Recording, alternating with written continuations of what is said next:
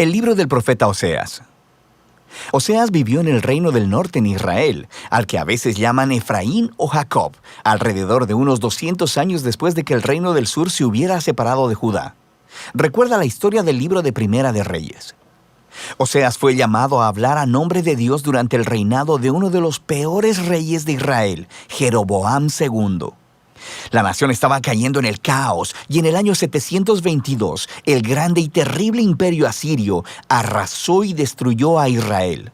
De nuevo, mira la historia de Segunda de Reyes. Y Oseas había visto venir todo esto. El libro es una colección de aproximadamente 25 años de predicaciones y escritos, y casi todo es poesía. Y esta colección ha sido diseñada para contener 3 secciones principales. Profundicemos y verás cómo funciona. La sección inicial cuenta la historia del matrimonio destrozado de Oseas con una mujer llamada Gomer, quien comete adulterio. Ahora, no es completamente claro si Gomer se acostaba con otros hombres antes o solo después de que se casaron, pero ellos tuvieron 3 hijos y luego las cosas se desmoronaron. El punto importante es que Dios le dice a Oseas que a pesar de la infidelidad de Gomer, él debe ir a buscarla, pagar sus deudas a sus amantes y comprometerse en su amor y fidelidad hacia ella una vez más. Y luego, Dios dice que todo esto, el matrimonio roto y luego restaurado, y los hijos, son símbolos proféticos que cuentan la historia de la relación de Dios con Israel. Dios ha sido como un marido fiel a Israel. Él los rescató de la esclavitud, los llevó al monte Sinaí, donde entró en un pacto con ellos. Les pidió ser fieles únicamente a Él.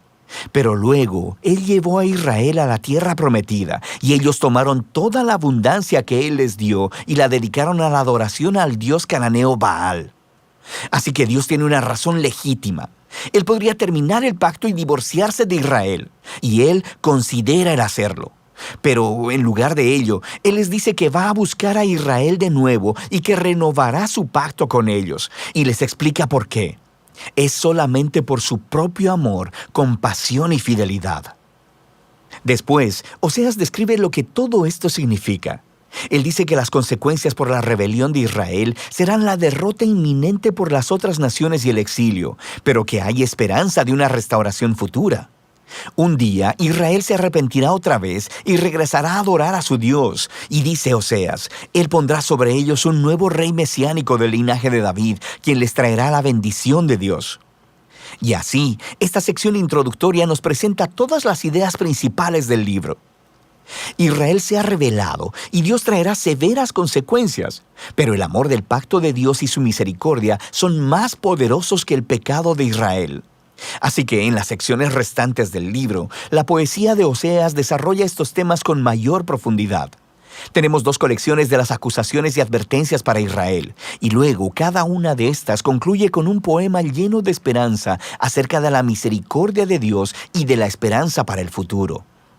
De manera que en los capítulos del 4 al 10, Oseas explora las causas y los efectos de la infidelidad de Israel. Él dice una y otra vez que a Israel le falta conocimiento o entendimiento de Dios. La palabra hebrea conocer, que es yadá, es más que solo una actividad intelectual. Describe conocimiento personal y relacional. Es la diferencia entre simplemente conocer algo acerca de alguien y conocer a ese alguien realmente. Y Dios quiere que Israel lo conozca así, en una relación. Quiere que experimenten su amor por ellos y que éste se convierta en la clase de conocimiento que transforme sus corazones y sus vidas para que lo amen como respuesta. Y esta es la razón por la que Oseas está exponiendo constantemente la hipocresía de la adoración de Israel. Él les muestra constantemente cómo están rompiendo los 10 mandamientos y cómo están permitiendo graves injusticias en sus comunidades. Y luego van a sus templos sagrados y ofrecen sacrificios a Dios como si todo estuviera bien, pero no está bien. Y no solo por su hipocresía, sino porque también están adorando a todos estos otros dioses. Muchas veces Él menciona sus altares a Baal en las ciudades de Betel y Gilgal. Y ellos no solamente han entregado su lealtad a otros dioses, también Oseas acusa repetidamente a Israel de confiar en sus alianzas políticas con Egipto y Asiria. En lugar de confiar en que Dios los protegerá, ellos quieren hacerse similares a esas otras naciones y confiar solamente en el poder militar. Y Dios dice que todo se les vendrá abajo, porque dentro de muy poco tiempo, Asiria los traicionará y vendrá a desolar sus tierras. Y en esta otra sección de advertencia, Oseas da una lección de historia sobre el antiguo Israel para mostrar cómo esta familia ha sido infiel desde el principio. Él alude a la traición y a las mentiras del patriarca Jacob. Recuerda a Génesis 27 y 28. Él alude a la rebelión de Israel en el desierto. Recuerda el libro de Números. Él alude al nombramiento del corrupto rey Saúl, quien llevó al pueblo al pecado y al desastre. Recuerda las historias en Primera de Samuel. Y todo esto es la manera de Oseas decir que algunas cosas en esta familia nunca cambian. Así que, ¿qué esperanza tiene Oseas? Bueno, sabemos por el capítulo 3 que Dios hará algo para salvar y restaurar a su pueblo, y eso es lo que exploran estos dos capítulos finales. El capítulo 11 es hermoso. El poema muestra a Dios como un padre amoroso que crió a su hijo Israel y luego compartió todo con él. Pero el hijo creció y se rebeló contra el padre, aprovechándose de su generosidad. Entonces, en este poema, Dios está emocionalmente destrozado. En un momento está enojado y naturalmente dice que traerá severas consecuencias, pero al siguiente está quebrantado de corazón. Y luego, Él dice que es movido por su misericordia y compasión y que Él perdonará al hijo que ama. Él dice, ¿cómo te abandonaré, Efraín? Mi corazón se conmueve dentro de mí, se enciende toda mi compasión.